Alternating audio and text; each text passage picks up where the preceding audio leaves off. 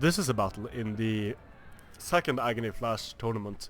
First round, Aggony Duck against Poccopacs. The first guards gaming clan. And look at these armies.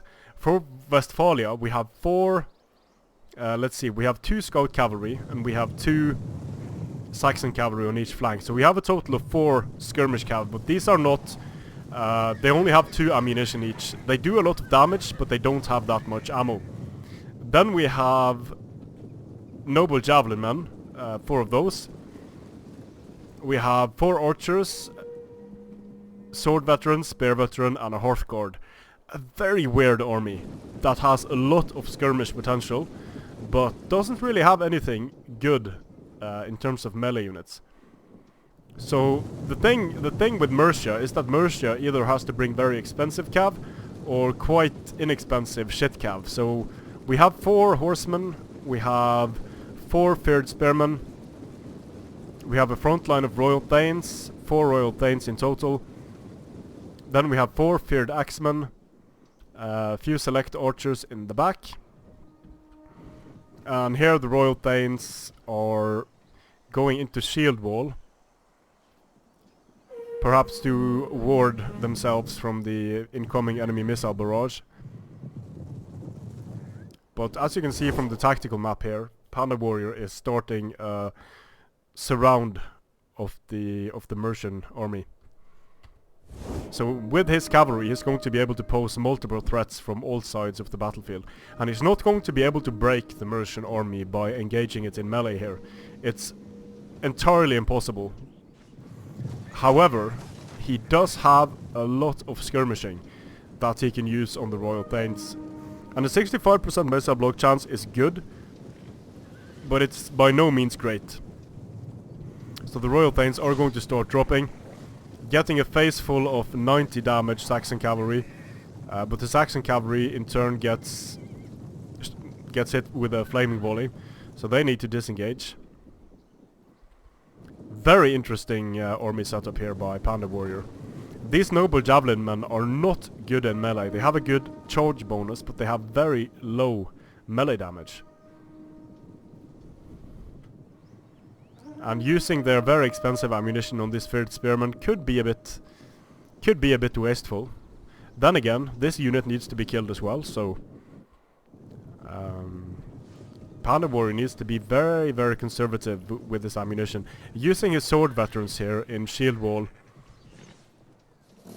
and the feared spearmen taking damage from the scout cavalry. I would have expected the scout cavalry to fire on the cav instead,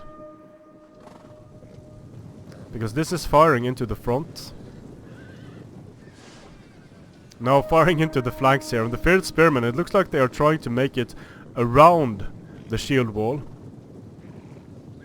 They're sort of engaging the shield wall very strangely here on the flanks.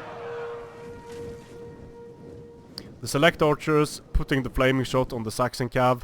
The shield wall is moving ever closer. A very disciplined approach this. Now the Saxon cav engages the feared spearmen and the horsemen, losing a lot in the process.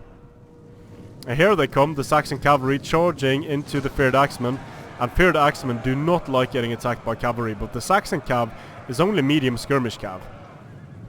So it's the follow-up from the sword veterans that's really going to hurt.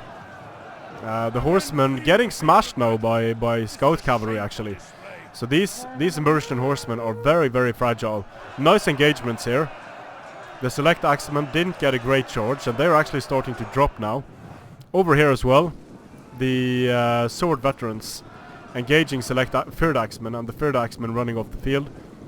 In the center, the shield wall is holding, just warding off the rest of Panda Warrior's army. And the feared spearmen haven't been able to do much. The scout cavalry has been used quite well here, going for cycle charges, breaking this feared axeman unit. The scout cavalry isn't that bad in melee. They are not great, but they are certainly not horrible. So over here the Saxon cavalry and the horsemen are getting killed by flaming ammunition.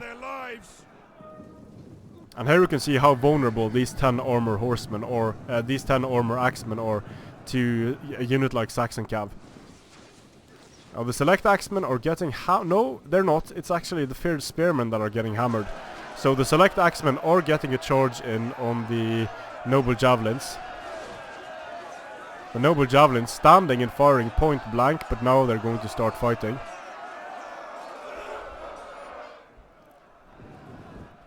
So these Thanes aren't supporting any fights, and that's a bit of a problem because PandaWarrior is engaging every single squishy unit he can find. He's engaging archers with his cavalry, he's engaging horsemen with his cavalry, he's engaging axes with his cavalry.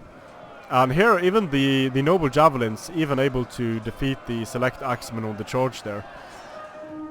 Because the select axemen had taken a lot of prior damage, so this is not looking very good for Mercia. Every single unit that's been important here and isn't a Thane has been hammered, and now the Royal Thanes could get kited into oblivion.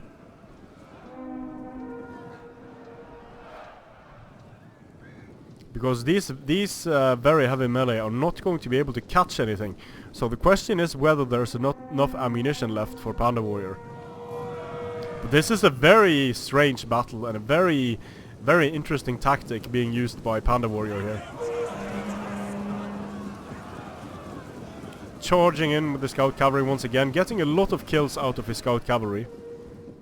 But now the Thanes are starting to support. But you can see they are dropping quickly now. Look at, wow, that's quite impressive how quickly they're dying. Heavy shots for an extended period of time will absolutely murder the heaviest of infantry. So this Royal Thane didn't manage to do anything, and it's getting routed off the field. Same story over here. They're in shield wall, getting hit by cavalry, and then the sword veterans charging them uphill. And here come the noble javelins. 30 charge bonus into the rear is going to hurt. Let's see if they get any kills here. Yeah, they are getting kills. Not that many, but they're getting some kills, and enough to break the Royal Thanes. Our troops are being ambushed. So now there's not a lot that Mercia can do. The supporting units are lost. The Royal Thanes have been ganged up on. And now, being super aggressive, PandaWarrior could go and engage the remaining archers. And even though he doesn't have that much ammunition left, he does have a full strength noble javelin with ammunition left, and he does have some ammo remaining on his archers. So it's not looking good for Poccopacs here. And look at the Royal Thanes, 90 missile damage, just absolutely devastating them here. Wow, that's bad for the Royal Thanes. And here the 30 charge bonus again of the noble javelins, doing damage to the Royal Thanes. The Royal Thanes not in shield wall at this point. The archers getting broken here by some flaming ammunition from their own men, but they would have died anyway, so getting the damage done to the cavalry is worth it. And the noble javelin men against the Royal Thanes. The Royal Thanes are not in shield wall. The Hearth Guard is fighting against the Royal Thanes as well. They're going to lose horribly there. And this Royal Companion is getting into the thick of it, fighting against the noble javelins.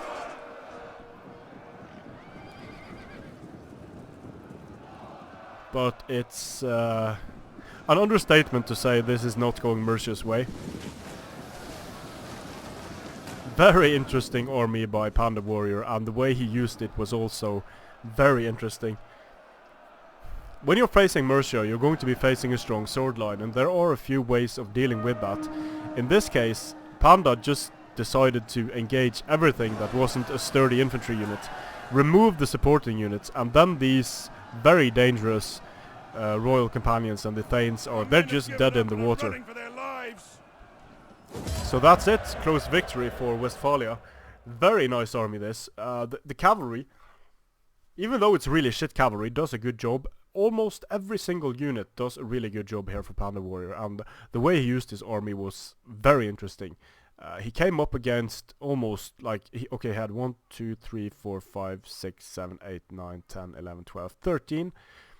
He came up against 13 infantry units, and he himself only had 8 medium cavalry units, and only had 4 infantry units. So that this kind of shows that with a bit of ingenuity and a lot of micro, a very weird army can work against an army that is more geared towards the strong suit of a faction. So Mercia with the Royal Thanes and Axemen, that would be sort of the safe pick.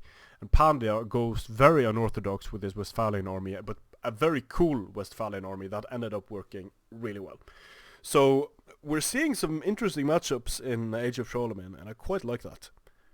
Strength and Honor.